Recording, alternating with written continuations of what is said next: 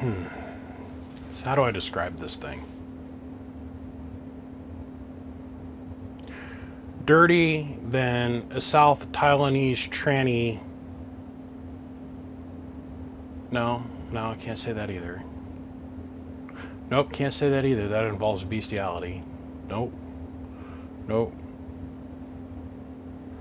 That involves a bucket and a sponge and a place next to a bed. Man, how do I describe this? I'd say this is the dirtiest hooker I've ever had the pleasure of seeing the inside of it. This is RO number 73. It was set up with a bunch of other pieces of equipment. One of them was a 12 pill that I just went through, and it was pretty rough. And I think at some point that amplifier had been in Hawaii, right? But the smell, like, you guys don't have smell-o-vision, right? You guys don't. The smell that was coming off that other amplifier when I cleaned it, man, I'm taking this one outside. I'm cleaning it on top of a trash bag because it's 10 times worse than what that other one was. But it's got really good parts in it. It's one 2290 Toshiba driving two 2879 Toshibas. As we can see, the cabinet's been a little modified. So the cabinet normally comes down all the way here to the edge and there's a grill. This thing is epic on first, second, third, and fourth order. I mean, it's gross. It had a blue piece of painter's tape that said RO 73, and then right beside it said nasty. Nasty. And I went, uh-oh. This was sent up here originally for parts. He sent this up. He didn't know if there's anything that could be done with it. To be even more frank about it, all these amps that he bought that we're going through that have all these Toshibas, his entire mission was, I just wanted to have a wall of amplifiers with Toshibas in them. And I'm like, okay, I understand that. I get that. You guys ready for this?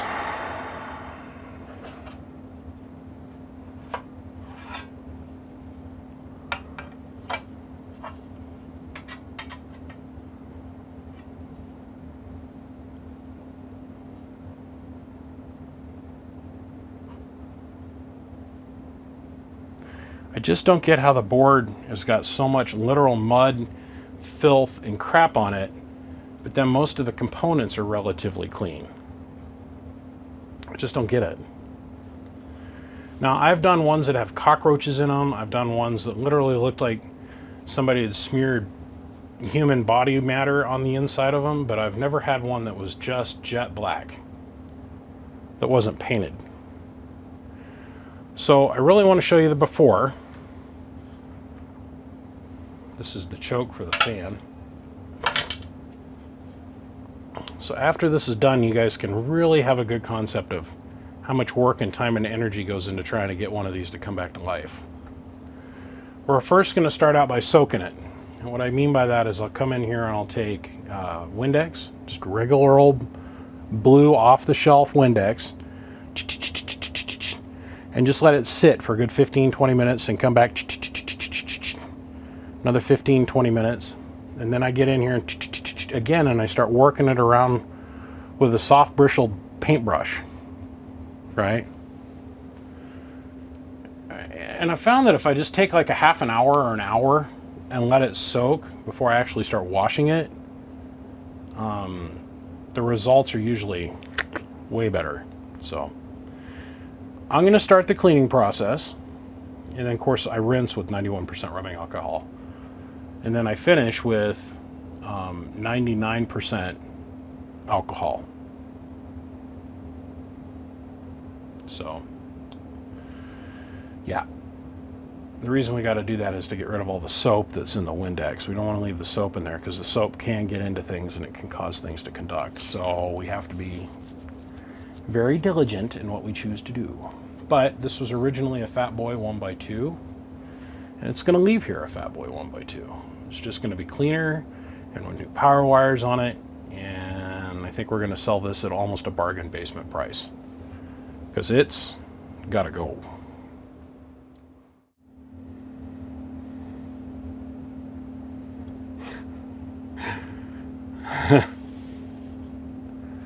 Now, if that ain't the biggest transformation I've ever seen. I mean, like, damn. All right, let's do power wires and all that kind of stuff so we can get on with this. I got to get this show on the road with this little guy for the day. Damn. Okay, so we upgraded the power wire coming into the cabinet. We got rid of the little tiny shit-ass wire feeding the output transformer. Upgraded that to 12. Run 12 over to the driver pill. Now, I don't even know if this thing's going to work or not. I have no clue. I had to put so much stuff on this amplifier to get it to clean up. I don't know. Look, a 1x2 is an experimentation in almost overdriving things. So if we think about it, let's say we put 25 peak watts in here. At 25 watts goes in, gets amplified in a 1-pill section, and then it puts out 80 some watts peak and drives that into 2 components that are designed to take 24 max. I've got to actually take this call. I apologize, y'all. You got my undivided attention at this point. Headsets off, phones down. That conversation needed to happen. Just needed to happen. I apologize. So, like I was saying, this is a finely honed art of almost overdriving, but not technically overdriving. And how we can get away with this is the input voltage divider attenuator. I like to think of it as a voltage divider. We have this resistor going on here to give us the reverse coupling back to ground through the 100 ohm variable potentiometer, and then we have this resistor here, which also is a voltage divider, and then we have another one here. So this is like a 25 watt ish, like maybe 30 watts peak max, maybe 5 bird. Okay, this is the situation we got going on. Anything more than that and you're going to overdrive this. No, this is not the amplifier you want to buy if you have a Stryker 955. No, this is not the radio or the amplifier you want to buy if you got a Stryker SR490. No 100 watt radio. This is a Cobra 29 monster is what this is. This component in its best form will do 80 to 130 watts peak. These two devices are designed to take 12 average, or about 24 watts each, so 50 watts total. On paper, this is a 60 watt component. That's how we can get away with driving this into this, barely. That's why this is here, and you're not going to see me overclock it and remove this. It'll show us a little bit more wattage for a short period of time, and then the transistors are going to die, okay? Now, I have not keyed this amplifier yet. At all. It's just hooked up. If I go and I turn this on and the smoke comes out, no big deal, we're going to fix it. I have put so much alcohol and spent so much time scrubbing on this stupid thing today. And I mean, there was even part of me that wanted to take the coax connectors off, take the on-off switch, all that stuff, and then go and put it on the surface prep tool and sand everything and make it all nice and shiny and pretty again. But then there's another part of me that's like, dude, somebody out there is going to want this for, you know, $350, $400, and they don't give a shit about the looks. All they care about is the watts, right? So it's like, I'm just going to leave it. Just going to leave it the way it is. The inside and everything we can clean on the inside is the most important thing. We are going to use the very anemic, basic 2950, bench 2950. Which right now is set up with 1 watt dead key. Okay? And the variable on the amplifier is all the way open. All the way. So first let me show you drive. Let me brighten this up a little bit. Whoa, hey, it does make power. Shit. The on-off switch was on. Let me show you drive. At 121212. 18 to 20 watts peak. Let's go look at the pass-through tune. Hopefully I don't have to do anything with this. 5 watt silicon reverse. Now what I'm demonstrating here is the RF's ability to go from the radio, through the watt meter, down through the coax, through the amplifier, through the relay, into the dummy load, right? 11111. Okay. I bet you that we're going to see somewhere between 450 to 550 watts peak out of this. That's what they all should do if everything is set up correctly. You'd be surprised how easy it is to F this up. To you guys that are out there going to try and build your own someday. Just saying. Oh, bang on 500 watts. Sweet. So that means when we turn the voltage up, I bet you we see 680, almost 700 watts peak. Let's see here. Let's go up here real quick. Hello, 1212. Beautiful input tune. Okay. Beautiful, beautiful, beautiful. Hello, 1212. Please note, normally to get 500 watts out of a 2-pill, you're going to take your striker, run it into a 2-pill, and we're going to be running 14, 15 volts. Hello, 12. Okay. That all comes from drive. Remember, the Toshibas, the HGs, all those stuff, the bipolar transistors are current driven. MOSFETs are voltage driven. So as long as you supply enough current to the part, you can make the power. It gets easier though when you turn the voltage up, because then the part becomes more efficient. So let's turn our voltage up. We have our voltage set at 14.9 volts.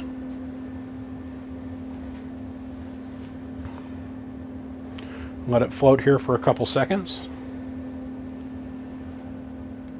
Oh, I called it.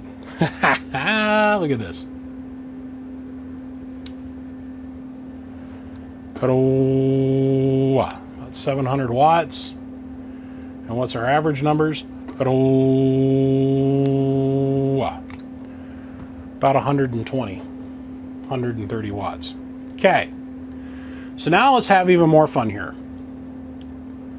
We're going to mess with some people here. I did a video the other day where I was using a 12-pill and I changed radios. And I was demonstrating that the radio is the thing that guarantees the bird. It's not the amplifier. This is all derived from your audio injection point inside your radio. So let's turn the 2950 off. We'll turn on the derail Cobra 29. Come down here to my Marietta Steve. Cobra 29.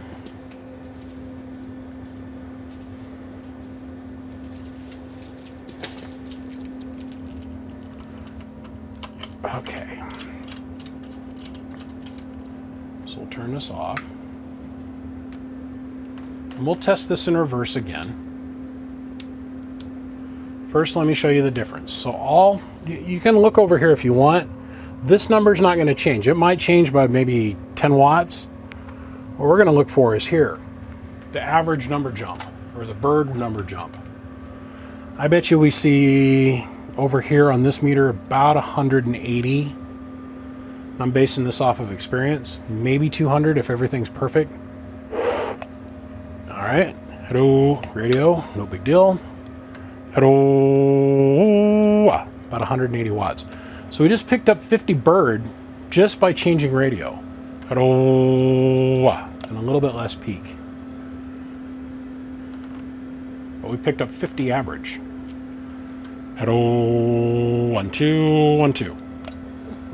That's using this radio, which is the big Dick Schmack competition shootout. We're going to go to the key down and we're going to kick butt. We're going to do it with all of our average watts, because that's what makes everything go round, is the average watts. No, it's the peak watts in my opinion. So we'll get rid of the Cobra 29. Okay. You know what? Before I do that, I cannot do that. It's not a fair test. Cobra 29 back on. Turn the amp off.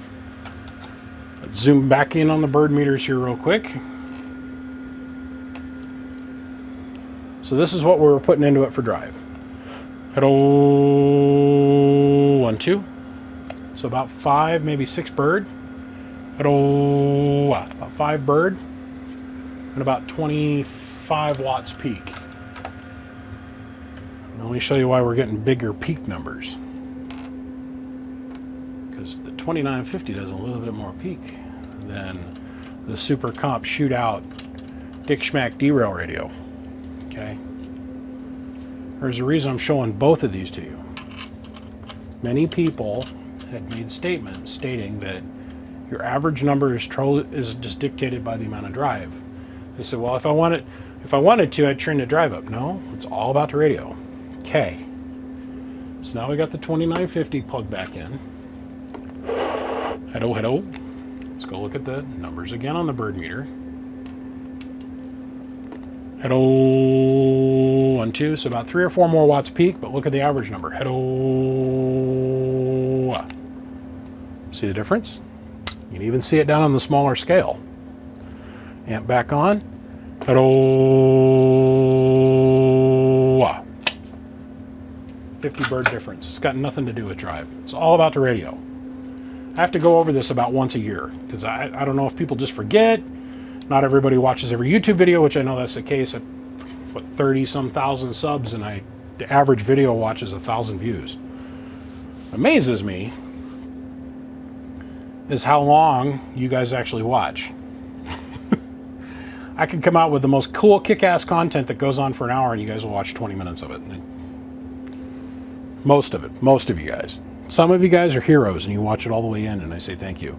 By the way, I want to take this opportunity to thank the Patreons here real quick. Thank you guys for being here, allowing us to have this platform, helping support me, support what we're doing here. Just thanks.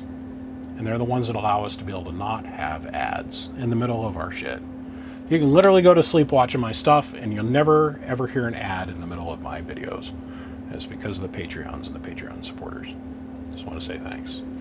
Oh, and by the way, Penta is running a special right now, Penta Labs. If you buy a Penta tube, 3500Z, any of their products, in the shopping cart when you check out, if you punch in BBI as the ad code, they'll get you a 5% discount. If it's not on the webpage or you can't find it, call, ask for Scott. Scott will take care of you.